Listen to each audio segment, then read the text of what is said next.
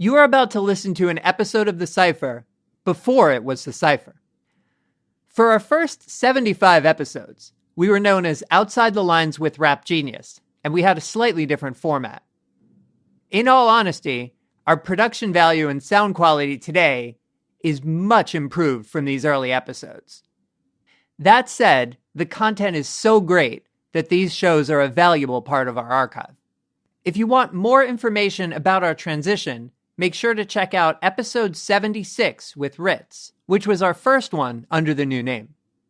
To keep up to date on everything involving The Cipher, visit us online at theciphershow.com or find us on iTunes. And now, without further ado, here's The Cipher before The Cipher.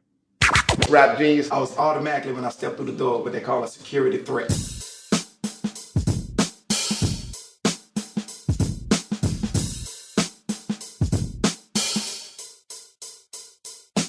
Welcome to Outside the Lines with Rap Genius. I'm your host, Same Old Sean. This is episode 39, recorded live at the Rap Genius Ranch at Austin's South by Southwest Music Festival. We talked to two awesome Louisiana rappers, Mystikal and Kevin Gates. As always on Outside the Lines, we have a special kind of audio footnotes to go along with the broadcast. Every time you hear this sound, Rap Genius, go to rapgenius.com and search OTL 39. That will bring you to annotated excerpts from today's interview, where you'll get audio, video, and more information to bring you further outside the lines. We begin with Mystikal. He started his career at the New Orleans independent label Big Boy Records. As you'll hear, he was a rebel against the bounce scene predominant in that city at the time. He really came to public attention, though, with his work for No Limit, where he had huge hits like Danger and Shake Your Ass. After tremendous success, pop stardom, and Grammys, he ran into some problems, including some legal ones that we talk about during the course of the interview. But now he's back, signed to another New Orleans powerhouse, Cash Money Records. We began, though, by speaking about his long-ago beef with Cash Money.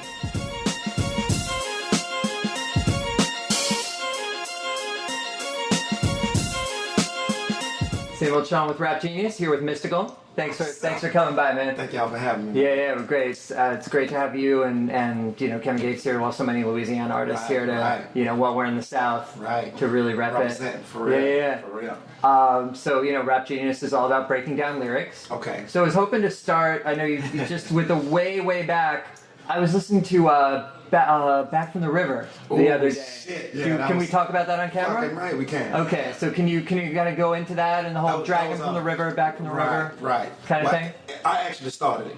You started it. I kind of started it unintentionally, and I didn't really give a fuck. But I was, because at that point in my career, I was battling against what we call bounce music in New Orleans. Right. That's when I was first coming. I consider myself hip hop. Coming from New Orleans, and New Orleans music, all the New Orleans audience wanted to hear was bounce. So I was trying to compete with the fucking bounce market. And so I had a lyric that said, 1, I'm never gonna change my style. 2, never gonna bounce, never gonna bow. That was a stab at bounce music, bounce artists. I ain't give a fuck, Yeah. And UNLV didn't take too well to that shit. Right. So they did Dragon on the River. Yeah, so I'm just, riding down the street. Next thing you know, I heard, oh, he wants some. Ain't that cold, y'all fucking beat knocking, man. The first got that bitch bombing. Then I hear Mystikal, you are her. What? Oh, motherfucker, what the? Yeah, so that's where that started. Nice. And that was a real fun ride with me. Rap Genius. And what was? Can you talk about writing back from the river? He said he dragged me from the river, so I was letting him know that I was indeed back from that motherfucking same river. Yeah, I'm back. Yes. Awesome. And something you've done more recently is one of my favorites, Hit Me. Blew me away. Wow. Blew me away. I mean, I'm a huge James Brown fan. Thank you, man. And so the whole thing is sort of very JB's, the way you call it. That was me paying homage to all the music that inspired me, that came before me. Yeah. Because I get a lot of inspiration. I go backwards. I don't really go forward. Yeah. I reach backwards. So specifically at the end, you invert Say It Loud, I'm Black and I'm Proud. Right. So can you talk about why you shouted that out, why you switched it around? Actually, I got that idea from a publicist I had a long time ago. She said, Mike, you know, it would be a great idea if you flip that James Brown. It said, say it proud, name Shine. She said, say it proud. I'm black and I'm loud. I'm like, wow. And that shit stuck with me. She told me that shit years and years and years ago. I know she was so surprised when I you know, finally ripped that motherfucker. Yeah. Definitely. And also on that song, you have this absolutely hysterical impersonation of like some old white guy listening to your shit. Right. Can you talk about that? Coming up with the voice and all that? It was just, you know, it was inspired by the track. You know, Don Juan and KLC made the track, and as I was listening to the track, you know, it was talking to me, you know, and it was taking me, you know, all those different directions, man. So it was just fun. You know, I put it together like it was a stage play or some kind of production or something like that. Yeah. You know, it was really, I really enjoyed putting that motherfucker together. I did. That really comes alive. I wanted to, you know, the sort of song that announced you were back was original. Right. And I wanted to talk about a couple things in that. First, the intro, where you say, you know, I felt like a refugee. Right, refugee. Can you talk about that for a minute? That was, you know, my plight. You know, the plight, the prison plight, going through the penal system, that shit is, and being a celebrity, you know, it's tough. It's tough. How can you tell me? You know, they expect certain things from me. You know, I'm really a humble guy. I'm not the guy that they expect me to come through the door screaming and hollering, "Bah, motherfucker, I'm in this bitch. I ain't listening to nobody. All the prisoners, let's head to the gate." You know, so I was automatically, when I stepped through the door, what they call a security threat. You know, because they felt like I can influence, you know, the population to do what the fuck I wanted them to do. You know, that wasn't the case. Wow. And there was a line in there that was just so deep. The stuff about, like, you know, the whole thing about, like, call me porch monkey, but I know that you want to be me. Right. Can you talk about that whole section? You know, it's just going through that experience, that prison experience, you know, there are some guards, some prison guards in a position, you know, of authority over you, and you kind of using that fucking authority to say some things to me that you wouldn't have said if we were, you know, man to man on the fucking street. So I was just letting them know, I know where you're coming from, you know. Yeah. But I'm still be me. You go ahead and be you, though. Yeah, and I just thought, like, it caught up, you know, stuff about race and racial dynamics and stuff so well. And I try not to, you know, hawk on that kind of shit, because we got enough of that bullshit. You know what I'm talking about? But I'll let them know I'm abreast of what the fuck is going on. Believe that. That's awesome. And I would be remiss if, while I had you in the room, I didn't talk to you about Shake Your Ass. I'm sure you're talked out about it. Is there something we don't know about? Song of my career, you know. Is there something you've never said about, like, making that song, or something about it, or a line in it or anything? I know if it was my choice to put it out as a single, I wouldn't have wanted to do it, because I didn't think it represented me, as, you know, lyrically the way I would want to be represented, you know. So, you know, once they put it out there, it definitely proved me wrong. So, okay, I've been wrong before.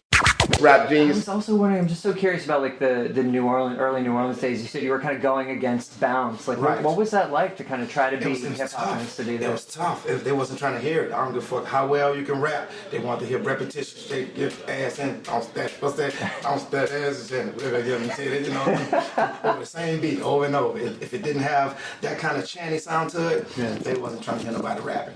Wow. And I wasn't taking no for an answer, so. That's why I had to kind of form a style to kind of appease to what they were liking, but still, you know, represent me, and represent something bigger than just, you know, one market. And how did you feel when... I definitely wanted that market. Yeah. Motherfuckers too. Definitely. How did you feel when you heard some little kids go at you during that era? With the Bee Gees, right? Oh yeah, little motherfucker. That little boy, now keep your head up, so it went, man, we got your back out here, big dog, for real. Yeah, he was, you know, I'm sure somebody was in his ear, you know, telling him to do that. Right. I was on the top of the fucking pile, so to get to the top, you gotta shoot at the top. Right. You know, I like to say, to be the best, you gotta beat the best. Definitely. So it was flattering. That's incredible. And you know, another thing that kind of reintroduced you was the BET Cipher a little back. Can you talk about kind of getting that opportunity? How did you spit what you spit out there? Just, you know, I know I want to move them. You know, I want to be me and be unique. You know, because I didn't want to sound like anybody else. Mm-hmm. You know, and that's how I approach my music. I want to be myself. You know, I'm ready to turn that fucking page again to where I want it to go. Yeah, you know, I hear a lot of guys complain about certain sounds and, oh, this sound the same and all that sound the same. I tell them, do something about it. Or drop something better than. You know, all that fucking complaining. Right. was winning. And Yeah, so just curious about like being on Cash Money now, and you know the stuff you had in the past and all that. I assume it's all water under the bridge now. Right. Yeah. I mean, you know, during that time, we always had mutual respect for each other. You know, a whole bunch of admiration for each other. You know, definitely. Excellent. So, I wasn't even surprised. You know, definitely. That's really incredible. And I think without that history, you know, we wouldn't have the band that we have now. Yeah. You know, because a lot of respect came with that. Definitely. You know? Definitely. And so what's going on now? Is there an album in the works? Yeah, as well. We are projecting this June the album. Nice. Yes. Oh, good. So it'll be kind of in line with original, and will Hit Me be on it, or? Fucking right. Nice. Right. If it ain't over my dead body. Can you talk a little bit about James, because I felt like you so got the James Brown thing on that tune. I mean, subconsciously, you know. I mean, it wasn't by design, you know. That's what I grew up listening to with my mom. You know, that she was the biggest James Brown fan in the world. She used to always tell me, "You is his illegitimate son." I didn't know what the fuck that meant until I got a little older. I'm like, "Hold on, man, you was a groupie? What the fuck?" So, yeah, she used to always kid me and tell me that, for real. Nice. I mean, and so you just heard it growing up and kind of gravitated to it. But I tell you, during my 6-year fucking prison stint, that's why I listened to a lot of James Brown and Sam Cooke, Otis Redding, Al. I went back. I listened to a lot of the current shit too, but I went back deeper to the shit that was deep, you know, deeper rooted in the ground. What was it about the soul music that? You know, it's soulful. As you said it, you answer that motherfucker yourself. It's soulful, man. It's something that you can feel. You know. That is really awesome. That's how I try to make my music. I try to if my music don't change how you feel, then I feel like I'm being a derelict of duty. You know, I didn't do my job. You know, you can't be listening to my fucking record thinking about who you owe money or who you owe money to. You know what I'm talking about? So, yeah. And real quick, something I wanted to get about two quick things. First, about Neck of the Woods. That was fun. Yeah. So you mentioned Press Your Luck on that. It's one of my. I remember watching it as a kid. The No Whammies, all that shit. No Whammies, goddammit. Yeah. Times. Did you watch that show as a kid? You know, my music is influenced by a lot of television, a slew of fucking comedians, you know, movies, cartoons, you know, just everyday camp, you know, especially fucking ghetto neighborhood camp. And I got a lot of different slangs from the prison jargon. Oh my God, the shit you hear every day. For real. What's the best? What's a good slang from there that you use now? I say and all this old kind of shit. It's so much fucking ghetto. I try to weed that shit out my fucking system. For real. I try not to be institutional. Right. Nice. And one final thing on on Bouncing Back, you talk about more dramatic than Batman and Robin. Right. Who's your favorite superhero? It's a toss-up between fucking Superman, because he's so unfuckwittable, and Spider-Man, he's so elusive, for real. Nice. For real. Well, that's perfect. Well, thank you so much for spending time with Rap Genius and breaking down your lyrics. We really appreciate it. Had a blast, man. All right. Thank you so much.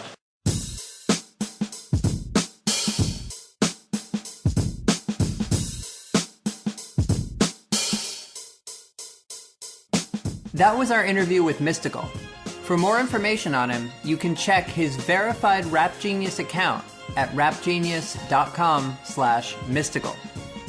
Kevin Gates will be coming up in just a minute. But first, if you enjoyed what you hear on Outside the Lines, visit us on iTunes. From there, you can subscribe so you never miss an episode.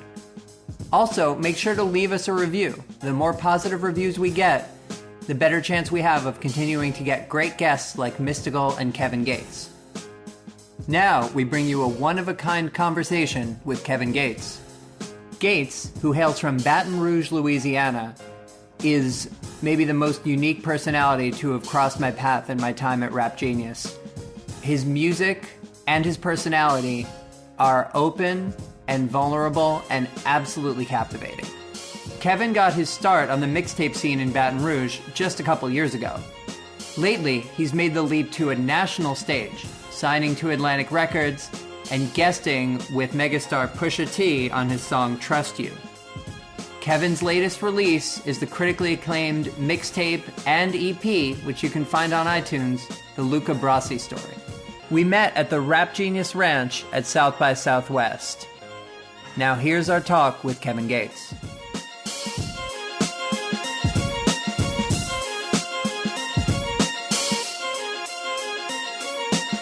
I've done quite a few interviews. I've done a number of interviews, and they asked me the basic questions that you could just go on my bio and read about that. But like I said, I knew what I wanted, and what I always wanted was, I don't feel like I'm not materialistic by any means, in any form or fashion. I don't care about money at all. I don't. I promise. Wealth is of the mind and of the heart and of the spirit, not of the pocket. And I wanted to be appreciated in my entirety. I didn't want to just be a good rapper. I didn't just want to be a great hook man or anything. I wanted to be appreciated in my entirety because of the versatility that I exhibit as an artist. And this is what you all do. So this is why I'm more than willing to, during the time is rap, yeah, come on, let's get it. Not to saying I have a ill taste in my mouth toward other brands and whatever, what have you. But like I say, for you all to take time to dissect my lyrics and ask me the meaning of those lyrics, you can only. I have a greater appreciation for you all as a whole. Well, thank you. There's sort of the street element to what you do, but also when you talk about love, when you talk about relationships, like it goes really deep. You know what I mean? Like I've never heard a rapper who, by nature is supposed to be kind of like tough and vulnerable, use the phrase separation anxiety in a song. You know what I mean? Like that and it adds another level to what you do. So if maybe you could talk about that, about like being vulnerable, especially in hip hop, in like the context of talking about love. I know who I am as an individual, and I'm not a machine. I'm a human being. I have real feelings. You have to understand that an individual that I fight hard, I hustle hard, I grind hard. So if I do all of these things hard, you would only assume that I would love hard. And I'm extremely passionate about, the things that I'm passionate about. And like I say, it's crazy you say that. A lot of people feel they look at that as a weakness. But my weaknesses are my strengths because I know my weaknesses and I can capitalize on those weaknesses. And by my weaknesses being my strengths and me admitting my weaknesses, that makes me a giant amongst men because I wasn't afraid to do something that so many people hide, so many people conceal, so many people hide within the confines of masculinity. I said this another time. Most men feel like they have to be her. But why do you feel like you have to be her? Because you were hurt at one time. You were hurt, And like I say, yeah, you could be brave in the streets. You could be brave at anything you do in life. But I have a song I call Brave Hearts. And it's brave hearts. Shout out to those who aren't afraid to be in love. Heartbroken too many times, no brave hearts. Shout out to those who aren't afraid to be in love. Heartbroken too many times, no brave hearts. No brave hearts. I'm asking heaven to send me a brave heart. I'm asking heaven to send me a brave heart. And that's the scariest thing. I feel in anything. The scariest thing is to say, I'm going to love this person with everything inside of me. And I don't know if this person feels the same way about me. It's a gamble. You talk about your first love, or maybe, I assume your first love since it was so early. Yeah. Was that was like a middle school? Yeah.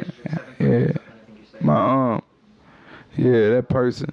You gotta realize at the time I come from a space where no one really loved me, and I can't. And they may say that they did, but like my mother, she was married. She had 2 children. She went off with her husband. You know what I'm saying? My grandmother raised me. So the love that I got was from this individual in middle school, and I really didn't have a lot then. My grandfather's car used to break down at Martin Luther King. We pull up to his car, break down at school sometimes. So, and my school uniform, it really wasn't like all the other children's school uniforms. I didn't have Jordans. I didn't have all the nice things that all the other children had. But this person saw past all of that and still loved me. So I commend her on that. But when I say about breaking my heart, we were both very, very young at the time, and I don't fault her for anything because, you know, she had been scarred. She had hardships that disallowed her to trust, if that's even the right word. But she had been scarred, so she truly didn't know how to love. But, you know, me and this person, we're great friends. We talk all the time. And, you know, I told her, I'm like, you the first person I ever loved. And she like, you the first person I ever loved. And we really, you know what I'm saying? What was it about the Twilight story, the idea like the romance between the vampire and normal person or whatever that got you to use that as like a framing device for your because life? I'm as I wouldn't say a vampire, but I feed on and metaphorically speaking, I feed on human beings. I feed on the energy of others. I feed, you know what I'm saying? You know how, like, when you meet a vampire, they need that person. You know, I need that person. And that's how I felt about their relationship, because my whole life, I've always had abilities, such as physical abilities, such as mental capabilities, such as spiritual, you know, just abilities. I always had just abilities that made me out of the norm, so to say, when it came to just placing me you couldn't categorize me with another group of individuals. And I really prefer not to be out in the daytime. And being that the world is more chaotic during the day, you know, at nighttime, everything's more settled. Everything's more, you know, it's more peaceful. It's more me. So that's really where I'm at with that. And the men in my family, just genetically, we really don't age. After 25, we just get, like, I can show you old pictures of me, and I look older than what I look now. It's like some kind of way genetically we get younger after the age 25. My uncle, he looks 17. Rap jeans. So when I talk about the urgency of being with a certain individual, I mean, I've been in a relationship with an older woman, and she got the feeling like she was ugly, but I'm not with you because of based on the physical. I'm with you based on who you are as a person. You know what I'm saying? So, like I say, I kind of associated myself, or I kind of found similarities with me and, I guess, vampires, so to say. You know, everything about me is different. I don't watch any TV. I don't, you know what I'm saying? My favorite author is Nicholas Sparks. I mean, my movies are books. So, I mean, I live a different type of life. So, like, such as, you know, you got to realize me coming from an urban community, you know, a very poverty-stricken community, to where, you know, it's certain things that when you look at an individual that looks like I look, you just assume certain things about that individual. But once people get to know me, they're like, man, you're totally different than what I ever would have imagined. Such as me teaching different females I may have been with how to eat with chopsticks. Just, you know, I'm really into romance. I mean, I really am. You know, I love it. You know, even if a relationship only lasts 90 days, I love being in love for the short time that maybe I was into it. You know. That ties in, you know, the whole idea of vulnerability ties in with your flow a little bit. Right. You have on some songs you do a little more sort of traditional rap flow, but then on like Paper Chasers and other stuff you have more kind of, I wouldn't exactly call it singing, but more like a sing-songy flow. So how'd you develop the kind of sing-songy style? To be honest with you, I can say that it evolved, but I did a lot of reggae, like with the patois accent. I was doing a lot of songs that I know them after me, but me no run and hide. Grinding enemy lines with the 45. Oh Lord, you have to eat them. Watch over the children. Let them know them people, them address it, I fi kill them. Surviving the game, me I deal cocaine. Officer, I came, me I give no names. Oh Lord, you have to eat them. Watch over the children. A soldier man way I, and a boss of man AI do way I. See what I'm saying? So it's like that. And went from that to... But yeah, I can't say that because I also did some songs with acoustic guitar playing, like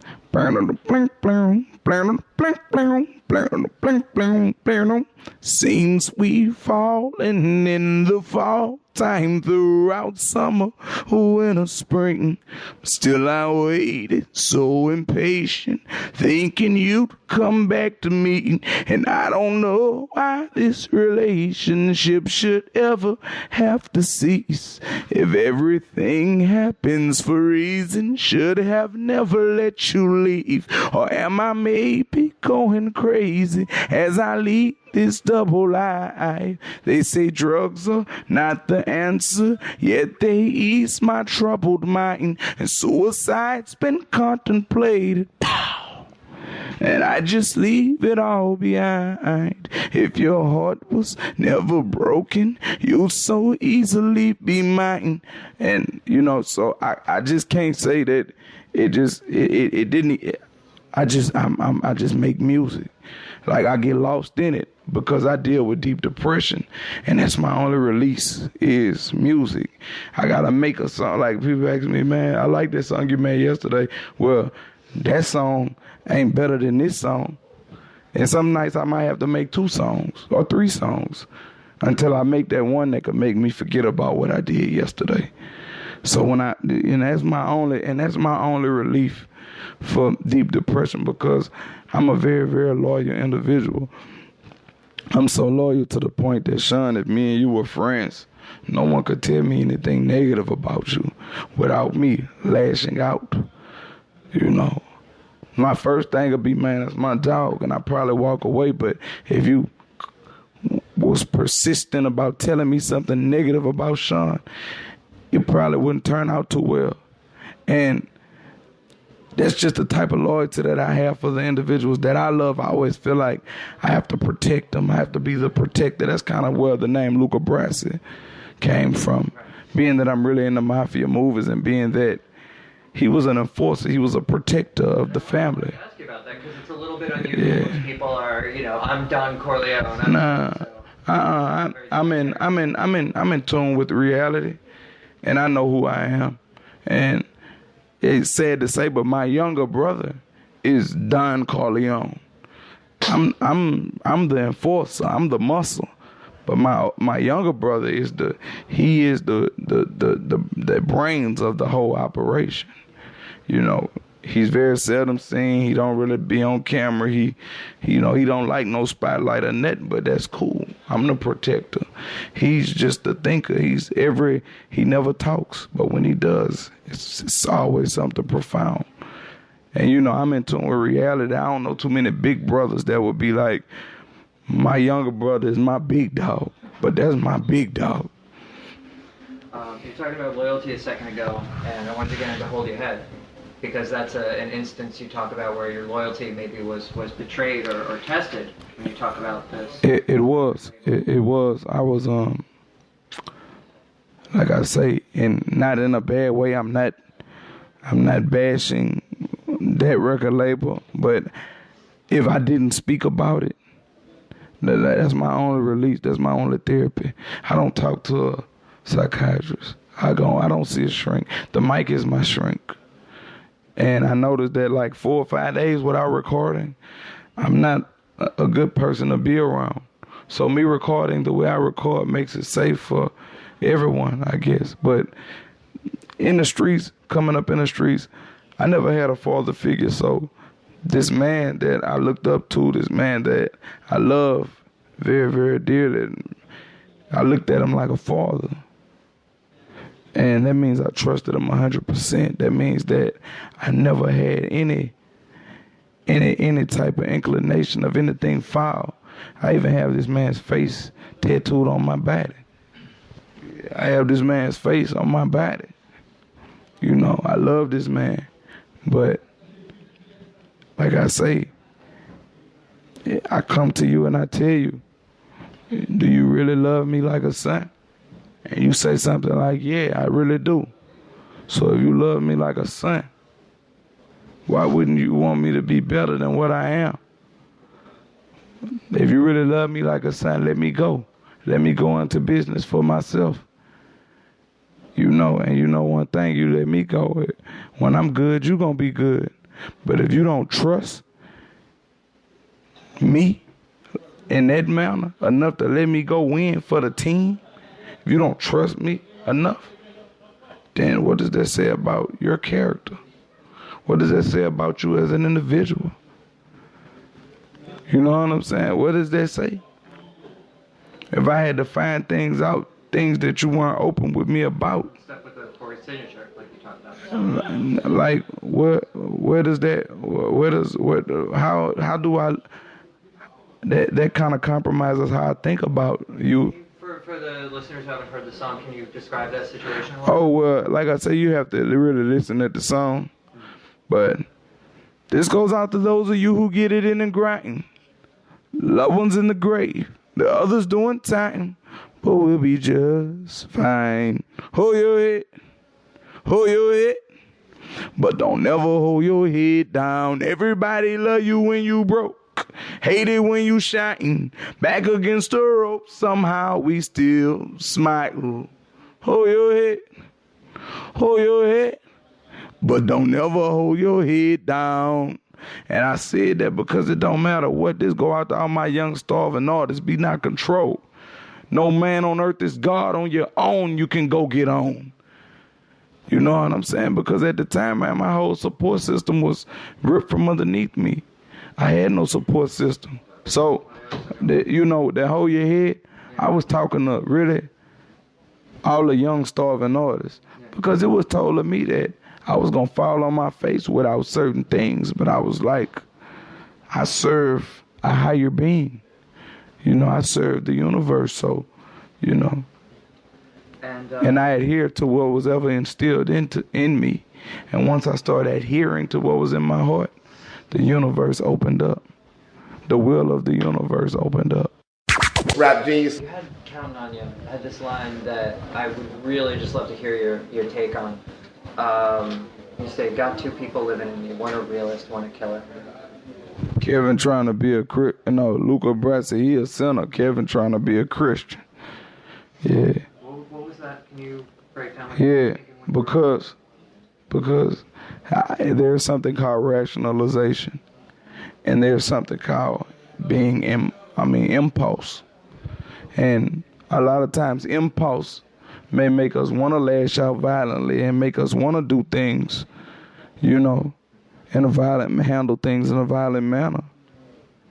But then you got rationalization that says, if you do that, then what are the consequences for that action? So I was really just metaphorically speaking in terms of how I battle with myself as an individual every day. And I wanted to, a lot of your music I don't think sounds like anyone else, but you have a song about another artist, and I wanted to talk about that for a second. You have Marshall Mathers. Yeah, Marshall Mathers. And the hook on that is really great. And it's, sometimes I feel like Marshall Mathers, good-hearted and prone to fuck up my family. Hates me. Yeah. And I was just wondering your thoughts about Eminem's persona, his music, and how you feel it connects with you. I identify with him. I identify with him as an artist because coming up for me, I was the black sheep of my family. I love him, would do anything for him. Whenever y'all in trouble and it's time to get gangster, y'all love me. But whenever you get a chance to bash me, you bash me. And I can't understand. Like, I love all of you individuals so much. I may have made a few mistakes. I'm not perfect. But why come down so hard on me? So I really was kind of an outcast. You know, I really was. And as the music has started to do what it's supposed to, take form, take shape, and I deal with a lot of different individuals in my family, and we love you, and I bet you weren't saying that before I was doing this. So just like I say, once again, rationalization. No, it's a hurtful feeling. I wanna love them, but I already know what it is. So why, you know what I'm saying? I do love them, but sometimes you gotta love people enough to love them from a distance, because even though they might not mean you any wrong, they still don't mean any good. So it's a how you say it, a moot point. So you're from Louisiana, obviously. Yes, sir. Yeah. But New Orleans has played a big part in your music too. Yeah, of course, because my grandmother's from there. I lived there as a child. I was always back and forth with my great grandmother when she was living at the time. She lived on Derja Wall. I was always back and forth my whole life. But I could really say, I jumped off the porch down there, but I really started experimenting with the game in Baton Rouge, Louisiana. So Baton Rouge, Louisiana, really, it was so instrumental in helping me navigate. It was so instrumental in helping me navigate because Baton Rouge is like a whole nother country. It's like a different type of country, a different breed of individuals. So that's why I appreciate all the street smarts and all the skills that I acquired and obtained while living in Baton Rouge. Then the music I make can really be attributed to Baton Rouge. It was because the way that I saw the world, the way that I grew up, and the way that I looked at the world. I always looked at the world different. And I'm good, I always looked at the world different. I often use the metaphor of comparing my woman to the streets. I love the streets. I love them. I love this woman. I got to share the streets with other niggas. I ain't the only one hustling in the streets. I got to share the streets with other niggas. I got to share this woman with other niggas. And me looking at it metaphorically, it allows me to have an acceptance of that. So that's another thing. And I know if I go to jail, the streets real good to me. They pay me, give me all the money in the world. Everything I make be out the streets. If I go to jail, the streets ain't gonna do nothing for me. I love this woman. She good to me when I'm with her, but if I go to jail, she ain't gonna do nothing for me. So me relating that, me looking at it metaphorically, it allows me to have an acceptance of a lot of things. And once you accept it, like really accept it, like Rudyard Kipling said, if you could walk with kings and not lose your commoner's touch, if all men count but none too much, then you'll be a man, my son. So that's why I say I don't really believe in regrets either, because I enjoyed whatever I was doing while I was doing it. Why regret it? And New Orleans and Baton Rouge, obviously, I've always been close, more so especially after the hurricane. After the hurricane, but it's still two totally different types of cultures. And I believe that I'm somewhat bridging the gap with my music in a way that I, because there's a lot of artists in New Orleans right now, but the streets ain't responding to them. The streets ain't rocking with them. But New Orleans just accepted me and embraced me, and Master P? Yeah, I've been knowing him though. Yeah, I've been knowing him before this rap, before the rap game. I've been knowing him. That's my dog, though. You heard me? Shout out. I've been knowing him. A lot of his family members I know, and it's always been close like that. But shout out to C Murder. He was very instrumental, and just certain things that I would hear him say, certain things I would hear Master P say, they were very instrumental. They helped me navigate. But I also have a relationship with Lil Wayne and Birdman. I'd say you quote Lil Wayne on Talking Stupid. Yeah. I quote, one of my favorite lines of Wayne's. I ain't had shit to do with this, but just thought that I would mention. Yeah, one of my favorite Wayne moments. Yeah. Well, was it about that you know? One thing that he was, if I could say, if anybody had the most the most profound effect on me, I probably said I had to be Tunchi, because he taught me how to, don't be afraid of yourself. Don't be afraid of what other people are gonna think about you when you do something. Don't even think about that. When you approach anything that you approach it like it's your own. Approach it like it's your own and make it your own. And that's all I needed. Once he told me that, that's all I needed. I don't need you to give me no money. I don't need you to nothing. Because once he told me that, I took it and I made it. I turned it into I guess I guess it was already earning potential, but I took it and I turned it into something profitable. Just some words that he spoke out of his mouth, you know. And I know him sitting back looking, he'd probably be more appreciative to me doing that than somebody who was like, Toon, I need some money to pay my rent. I need you to help me. You know, so I'd be like, man, I told Kevin one thing, he took it and ran with it. You know, so that, like, one thing, I salute him for that. I want to talk a little bit about religion in your work.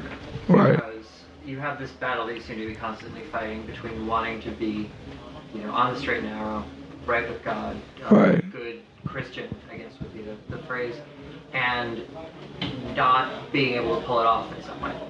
And I was hoping you could talk a little bit about that. What's your religion? My parents were different religions. My mom was Jewish and my dad was Catholic. I'm gonna be honest. I've studied so many different religions, and I really can't tell you I have a religion, but I do have a relationship with the Most High. You know what I'm saying? And I feel like there's only 3 commandments: love God, love your neighbor as yourself, and love your enemy. And if I live by those 3 commandments, I feel like I'm keeping all 10. Or whatever, however many commandments they may be. But I don't like to really talk religion because, you know, there's so many different forms of religion. So in my attempt to not be offensive toward all parties involved, I just say a higher power, because I know some great Jewish people. I know some great Muslims. I know some great Christians. You know what I'm saying? And I believe that all of these people, when they die, are going to be rewarded for just the type of individuals that they are. Great individuals. And I feel like no matter what you're doing, if you're involved in whatever religion you're doing, you're playing ball. Whichever one you're involved in, you're playing ball. I wanted to talk about your early career a little bit. On I Need It, you kind of go back to A&R's listening to you and use this crazy phrase. You say they were poking fun at my struggle. Yeah. What was your worst experience in that vein? This was my thing the whole time with that, with A&R's, was this. I'm really from poverty. I really come from poverty. I really come from when we get peanut butter and we had to walk to McDonald's and go get jelly to make peanut butter and jelly sandwiches. I really come from that. I really come from 15 to 20 people in one house. I really come from that. You know what I'm saying? So, I brought one of the A&Rs to Baton Rouge. I brought him through the slums. And, you know, I just took him around, showed him different things. He was like, man, Kevin knows every crackhead, and just kept, you know, that's what you say was funny to you. But it's not funny because this is the way I live. I can get killed doing this any day. You can get killed doing this with me. You know what I'm saying? So Kevin knows every crackhead. Nah, it ain't that I know every crackhead. I was in a business one time where those were my clientele. And I don't look at those people as crackheads. I look at those people as smokers. I look at those people as people, because that's what they are. They're nothing beneath you. Not at all. You this homeless person, no teeth in his mouth, you smell like shit. You are no better than him. You cannot judge him. He's a crackhead, whatever, call him what you want, but that's somebody's uncle. And one of the people he was talking about happened to be an auntie of mine, my grandmother's sister. You know, not in a bad way. I didn't tell him that. But I come from this. I come from poverty. I come from struggle. You never struggle. If something happened, you'll lose your mind and freak out and break down. If something happened to me, shit, we'll get over it. Because we come from nothing already. So it was always laughter in certain individuals' voices when they would speak about certain things that I went through. They were like, oh, Kevin, why don't you do this and do that? And you know you could do. Nah, you're playing. When I was living like this, and if I wasn't doing this, I'd still be living like this. So it really hurt. It really didn't sit too well with me that they allowed themselves to be wowed by the things that I was showing them and the things that I might tell them. But this is how I'm living. This ain't pretend. You know what I'm saying? This is how I'm living. So that's where it really just didn't sit well with me, because life is too serious. I've been in too many serious situations to allow a sheltered individual to even play with me. Tell you the truth. You never did those things. You never struggled. Because if you did, you'd be way more appreciative than what you are right now in life. You know what I'm saying? And same A&R openly say he don't believe in God and da-da-da. That's cool. I'm cool with that. You heard me? I don't care what you do. That's none of my business. You heard me? But at the same time, whatever your belief system is, I'm not sarcastic with it. Be not sarcastic with my belief system. That's all I ask. Give me the same respect that I give you as an individual. We don't have to ever be around each other if you don't want to. Because I swear to God, I've got to the point where I don't even allow myself to get attached. Heartbreak, heartache, emotionally being emotionally distraught has become a way of life for me. So individuals have been in and out of my life to where, all right, yeah, you too, go. So really, that's just where I'm at with on the whole situation. And What's Understood was such a powerful song for me. And you have that one line you say, thought I quit thugging until my ribs touched it. And I thought that was the part of, street life, whatever you want to call it, that doesn't make it to hip-hop records. This idea of people wanting to get out but not being able to. So right. One-dimensional. It's I'm the king of, zone 6. Or whatever neighborhood you from. Yeah, exactly. But me, I live in reality, and I'm no king. I'm just a small piece of the puzzle. So in me carrying myself like that, people treat me as if a giant. Because if I was to step on your shoe, excuse me, big brother, I apologize, I'd dust your shoe off. Just me giving you that type of respect will make you go to the end of the earth for me. Just that type of respect. And that's why it's not, people don't fear me. People genuinely have respect for me because of the type of individual that I am. I'm not a monster. I just give respect and I get respect in return. So that's just what it is with me right now. And I don't live within the confines of my insecurities. It's nothing that I'm insecure about. There's so much stuff. And we could talk all day.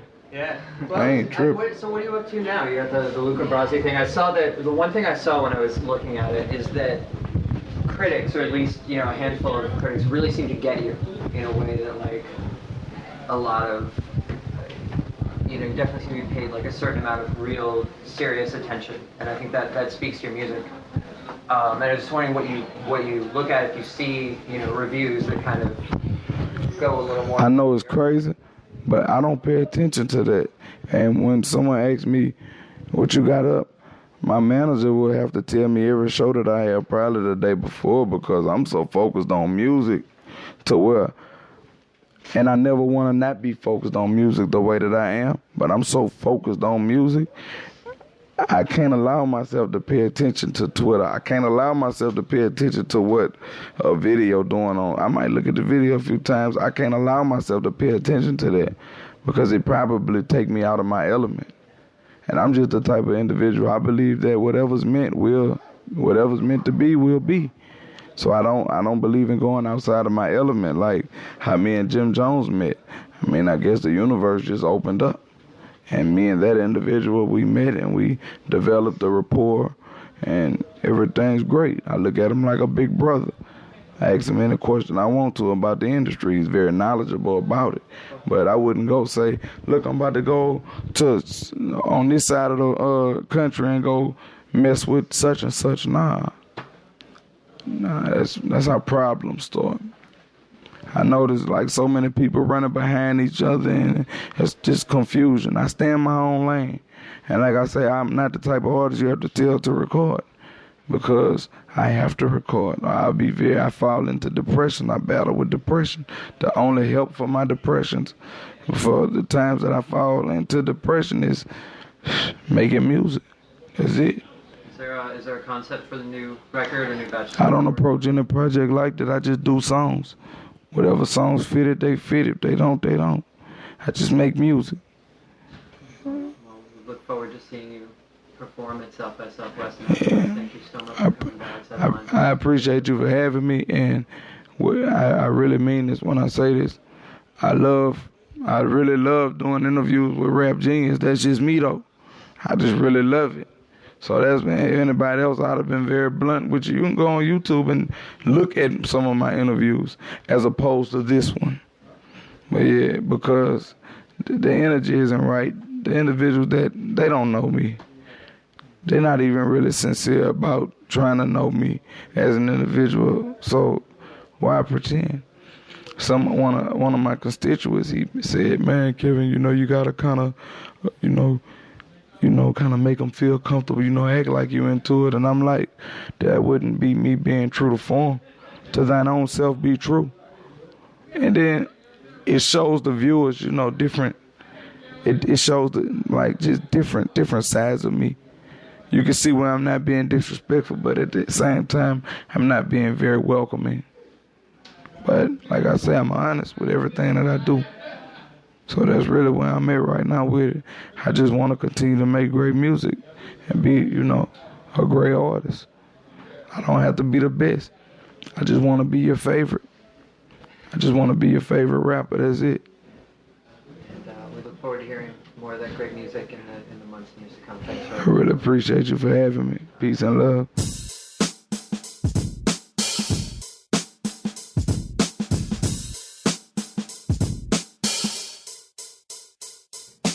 That was our talk with Kevin Gates. I hope you enjoyed it nearly as much as I did.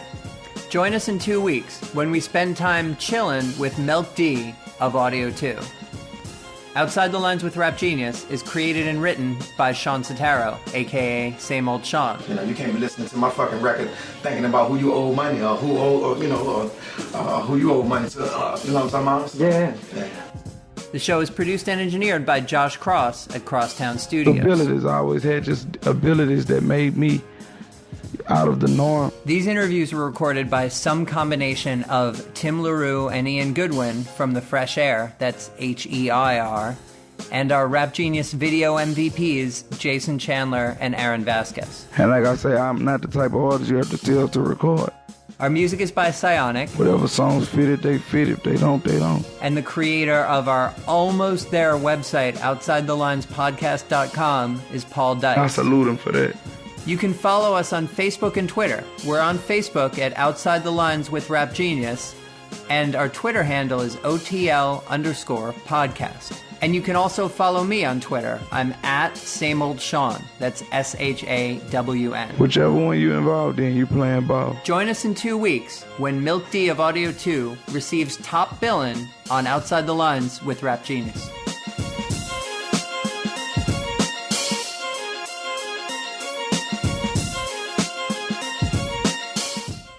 Get ass in, what's that ass in, whatever you know, over the same beat, over and over.